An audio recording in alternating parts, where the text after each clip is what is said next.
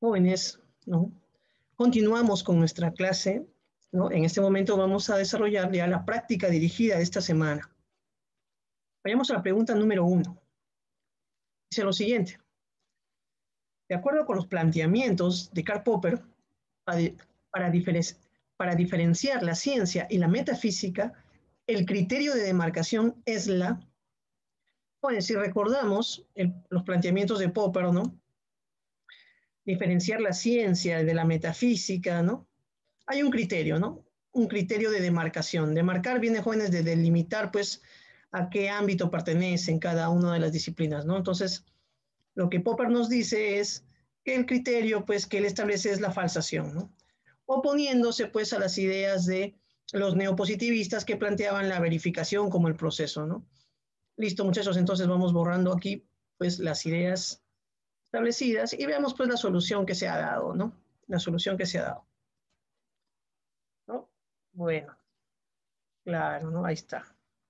Dice, un conjunto de enunciados debe ser sometido a un proceso de falsación. Si es imposible, pertenece a enunciados metafísicos.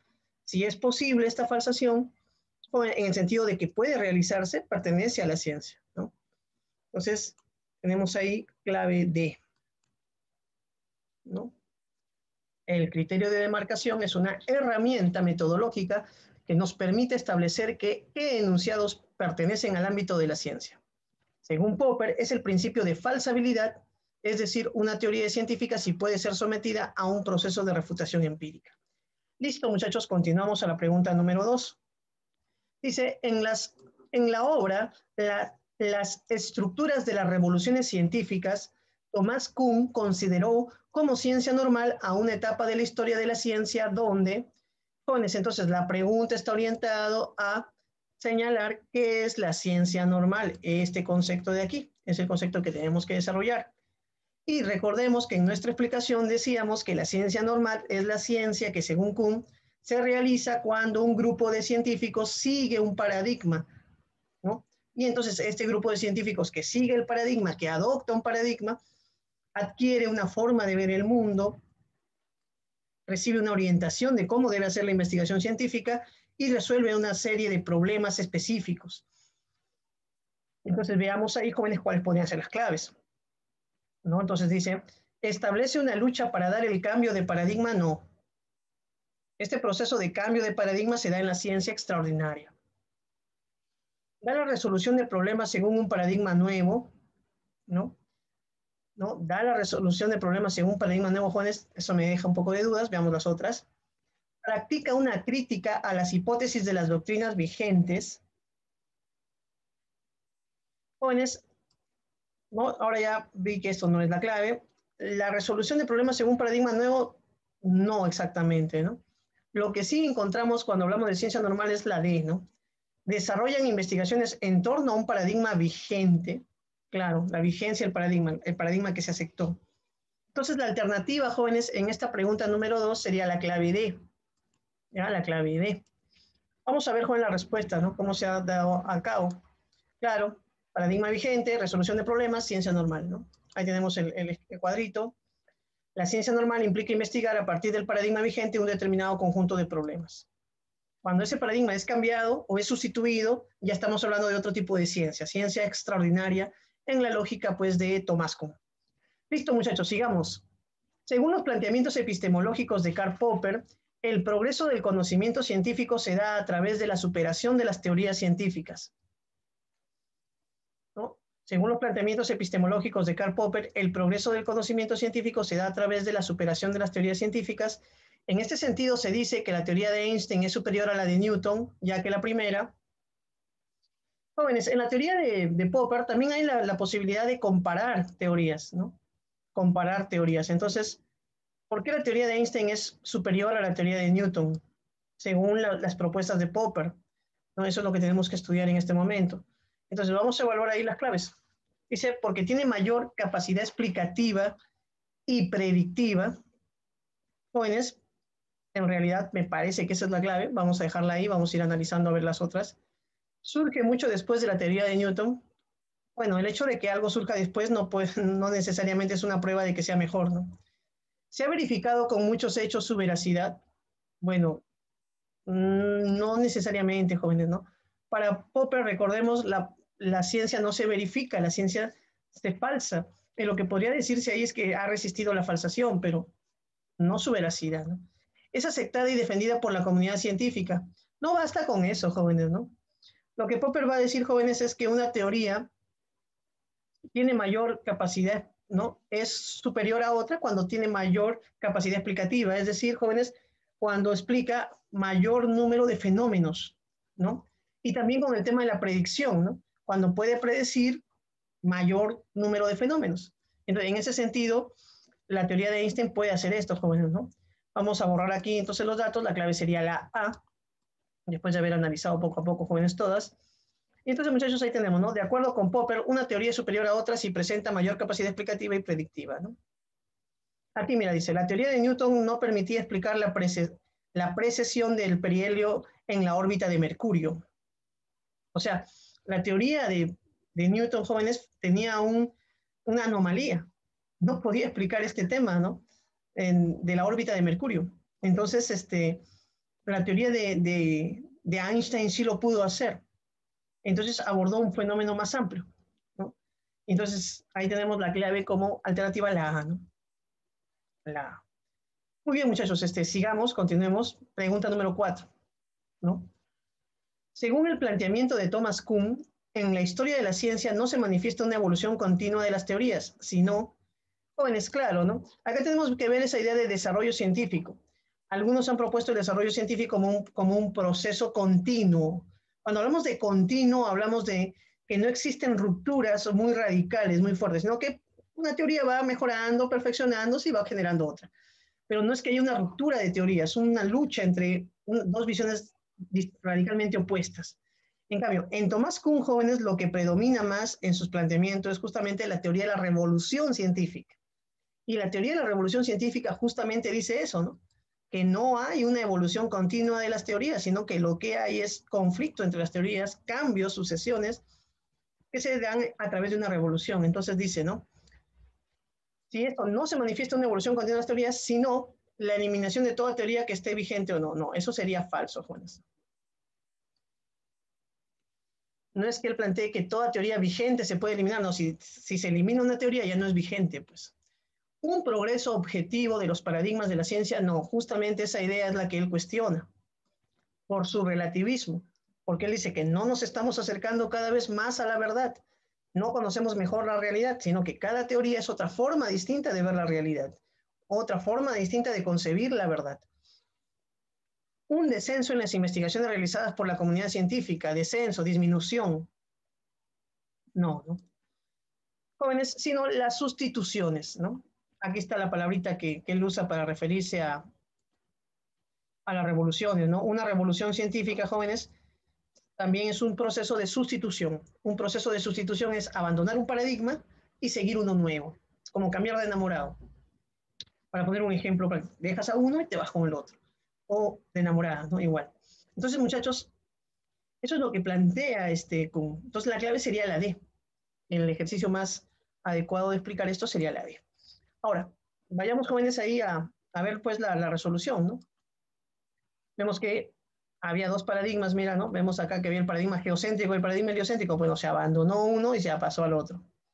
Para Kuhn, la historia de la ciencia demuestra que no existe progreso continuo de las teorías, sino las teorías son sustituidas por otras, ¿no? Como vemos ahí. Pregunta 4 resuelta, jóvenes. Pregunta 5, muchachos.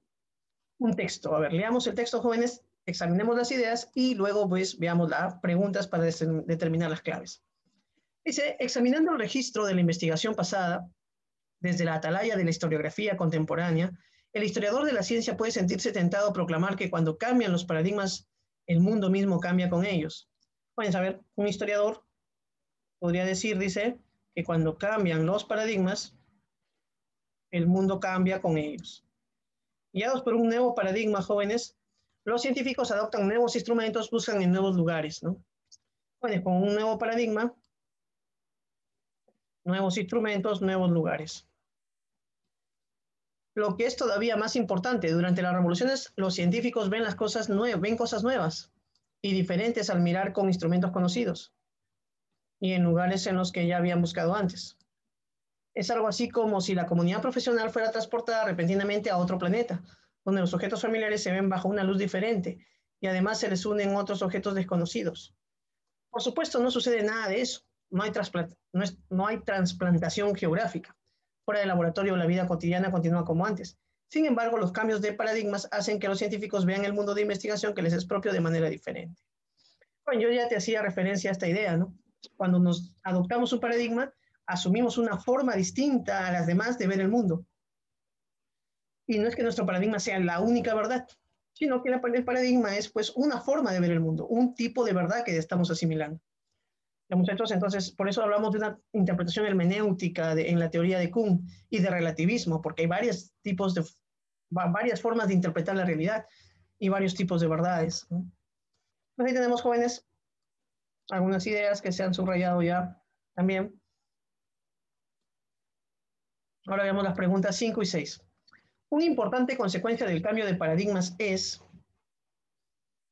jóvenes, a ver, el desarrollo de instrumentos y técnicas de periodos históricos anteriores. No dice eso el texto, por ningún lado. La generación de una nueva forma de percibir los objetos de investigación. Sí, jóvenes, cambia nuestra mirada de los objetos. Esa podría ser la clave.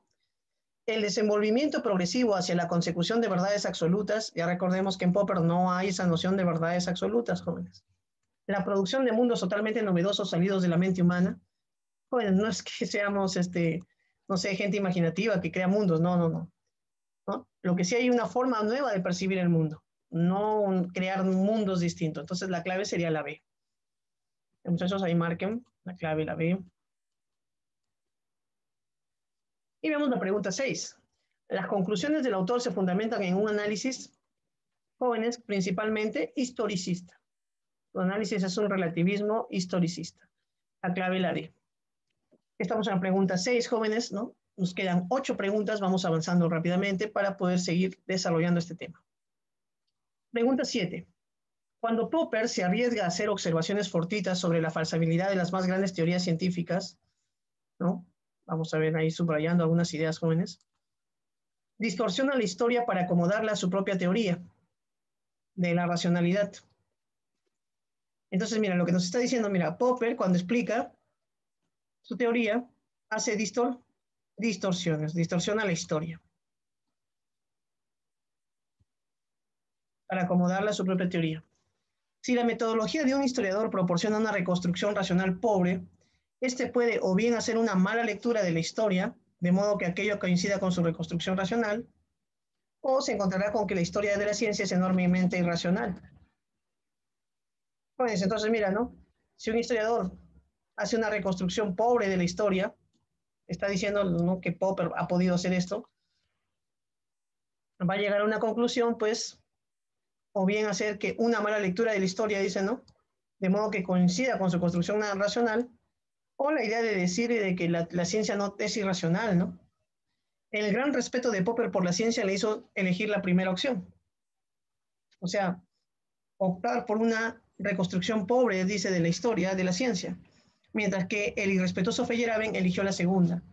Es decir, jóvenes, Feyerabend va a preferir decir que la ciencia sigue un movimiento irracional. A ver, aquí es importante decir, joven, que Lakatos es un filósofo también discípulo de Popper, pero que luego también lo va a criticar. Y esto es una crítica a dos autores, a Popper y a Feyerabend. Ahora, ¿qué es lo que está diciendo, no? Que generalmente los filósofos, con sus conceptos, tienden a distorsionar la historia de la ciencia para poder explicarla. Y entonces, que eso es lo que ha hecho Popper, ¿no? Popper ha elaborado una serie de conceptos, pero su filosofía de la ciencia ha terminado distorsionando la historia, ¿no? Para salvar la racionalidad. Y en cambio, Feyerabend ha generado una serie de conceptos, joven, donde ha hecho también un análisis pobre de la realidad, pero ese análisis pobre lo ha llevado a negar su racionalidad. Entonces dice, de acuerdo con lo afirmado por el autor, se infiere, joven, esta palabrita también es importante, ¿eh? Cuando decimos se infiere, estamos dando a entender de que es algo que no está en el texto. Es una idea que tiene que salir del texto y decirse de otra manera. Entonces vamos a ver qué es lo que se infiere. Se infiere que la metodología de la historia, jóvenes, de la ciencia de Popper distorsiona los hechos. La metodología de la historia de la ciencia de Popper distorsiona los hechos. Creo que sí se infiere eso, jóvenes, ¿ya? Pero vamos a ver. ¿Popper defiende una versión irracional de la historia de la ciencia? No. Quien defiende la versión irracional es Feyerabend. Falso, por eso. Solo hay teorías científicas cuando hacemos observaciones fortuitas. Jóvenes, no se puede inferir eso, pues, ¿no? ¿El método de Popper cuestiona la falsabilidad de las teorías? No, no cuestiona eso. Entonces, jóvenes, la clave va a ser la A, muchachos. Entonces, lo que está diciendo ahí Lakatos es que el filósofo Popper tiene un pobre análisis de la historia y por lo tanto termina distorsionando los hechos. A la clave, jóvenes,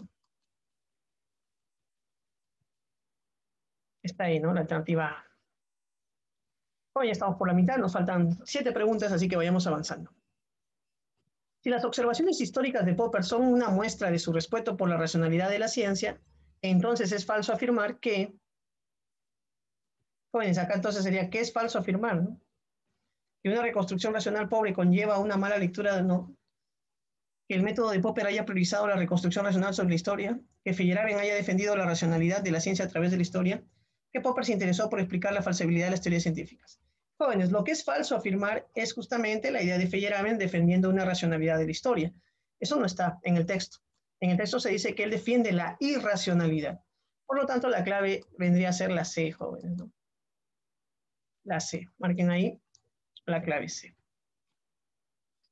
Seguimos avanzando, jóvenes. Estamos ya también en la pregunta 8. Nos faltan 6 preguntas, entonces vayamos ahí desarrollando este tema. Dice, teniendo en cuenta la concepción sobre el progreso de conocimiento científico según Popper, indique los enunciados que son correctos. Entonces, estamos basándonos las ideas según nuestro filósofo Popper. Dice, la ciencia progresa a través de ensayo y error. Jóvenes, esa es una idea de Popper, muy popperiana. Entonces, ya tenemos ahí que las claves pueden ser o la 1, o la A o la B. Una teoría científica es mejor que otra porque la supera en contenido, jóvenes. En contenido podría ser, jóvenes, ¿no? Mayor abordaje de temas. Una teoría se desarrolla resolviendo anomalías. No, el concepto anomalías, joven, es un concepto de Kuhn, así que no podría ser usado para referirnos a Popper. Y el progreso de la ciencia es la causa de las revoluciones científicas también. Este concepto de revoluciones científicas es un concepto de Kuhn, no de Popper, por lo tanto también estaría mal. Entonces, joven, la clave aquí vendría a ser 1 y 2, ¿no? La A. La A. ¿Vemos ahí?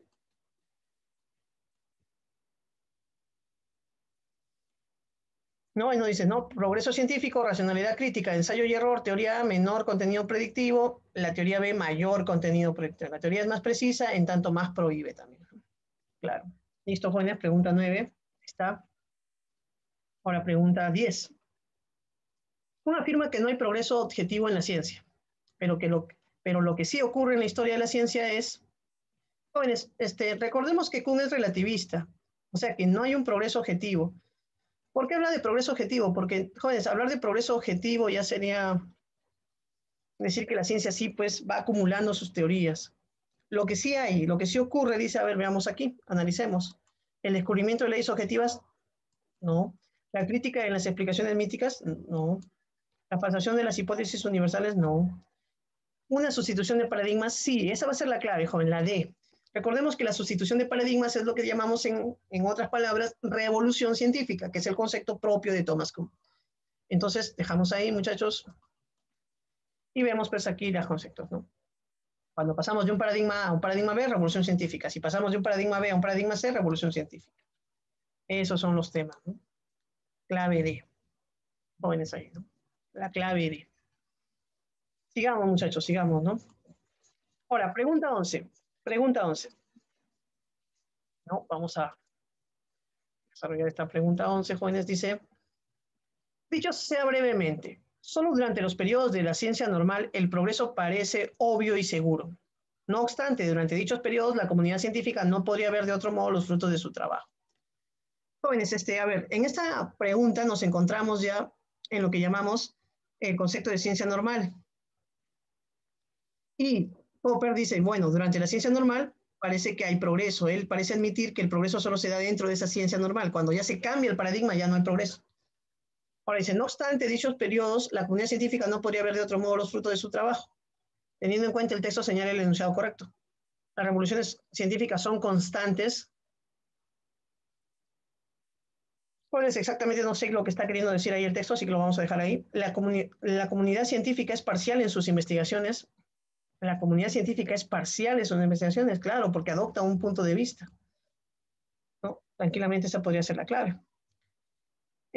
La historia de la ciencia tiene muchos periodos. Tiene dos periodos que se repiten, ¿no? No mucho suena. El progreso de la ciencia tiene un carácter subjetivo. El progreso de la ciencia tiene un carácter subjetivo. Jóvenes, como te digo, no se habla de progreso, ¿no? Las revoluciones científicas se dan, pues, después de un periodo de ciencia normal. Entonces, creo que es la alternativa correcta, muchachos, ¿no? Vamos a ver ahí y vamos, pues, desarrollándolo luego, ¿no? A ver, ¿no? Mira, acabo de cometer un ligero desliz. La clave es la D. El progreso de la ciencia tiene un carácter subjetivo. Ah, ya sé por dónde va esto, ¿no? Jóvenes, lo que te estaba queriendo decir, a ver, para corregir ahí mi desliz, este laxus, ¿no? Es que lo que el autor está viendo aquí es el proceso de por qué cambiamos los paradigmas, ¿no? Si hay alguna razón de decir que este paradigma es mejor que el otro, aparte con lineamientos objetivos, es decir, si se puede llegar a una visión clara entre los paradigmas. Y al parecer, en la propuesta de Kuhn no hay esa visión, pues. La propuesta de Kuhn dice que si adoptamos un paradigma por otro, es por una cuestión subjetiva nada más, por cuestiones psicológicas, por cuestiones de creencia, de fe en el nuevo paradigma, ¿no? Entonces, eso es el nuevo tema, joven, que aporta justamente Kuhn, la idea de credibilidad, la credibilidad de la teoría, no tanto la verdad, la credibilidad. O sea, la credibilidad está en los sujetos. En ese sentido tiene carácter subjetivo, pues, ¿no? En esa manera quizás podríamos interpretar la pregunta para que la clave sea la D.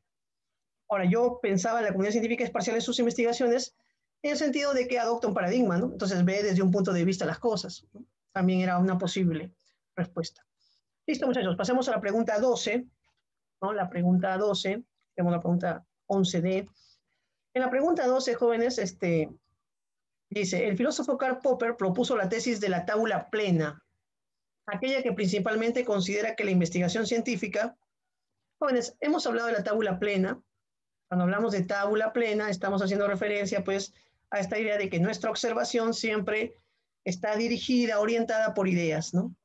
Entonces, aquella que principalmente considera que la investigación científica se inicia desde hipótesis previas, desde teorías que tenemos en la mente, ideas que tenemos en la mente, prejuicios, expectativas, dice también con Popper, perdón. Estos muchachos borramos aquí, borramos y continuamos. Clave D, muchachos, clave D. Pregunta 13, muchachos, ¿ya? Pregunta 13. Ahí tenemos la pregunta 13, dice, resumiendo, Popper se opone a la tesis de que el método de la ciencia es el método inductivo. Bueno, ya, entonces ya tenemos una primera idea. Para Popper, él acepta la inducción o rechaza la inducción. Rechaza, se opone, dice, ¿no? Se opone a la inducción. Listo. O con otras palabras, disiente de esa idea de ciencia, según la cual hay que comenzar con la observación, basarse en esta y a partir de ella elaborar leyes universalmente válidas. No se trata de que Popper niegue el hecho de que habitualmente procedemos así, desde lo particular a lo general, ni que discuta el principio según el cual un enunciado universal, para ser aceptado, debe basarse en la experiencia o conocerse por experiencia, sino de algo más básico y más simple al mismo tiempo. Hay que examinar en qué medida este proceder constituye un lugar suficientemente firme y sólido desde el punto de vista de una teoría como para edificar sobre él una metodología científica.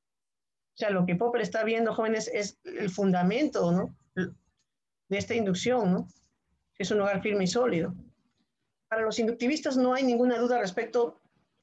Sin un principio de inducción que permite el tránsito de las observaciones de datos sensibles a particulares a generales o leyes generales, no hay forma de decidir acerca de la verdad o la teoría científica. Entonces, lo que el texto está mencionando, jóvenes, son dos posiciones. La posición de Popper, que critica la inducción, y la posición de los inductivistas, que defienden el principio de inducción como la única posibilidad de hacer la ciencia. Entonces, veamos ahí, a partir de esto, las preguntas que puedan darse, ¿no? Preguntas que puedan darse, muchachos, ¿no? Hacemos ahí.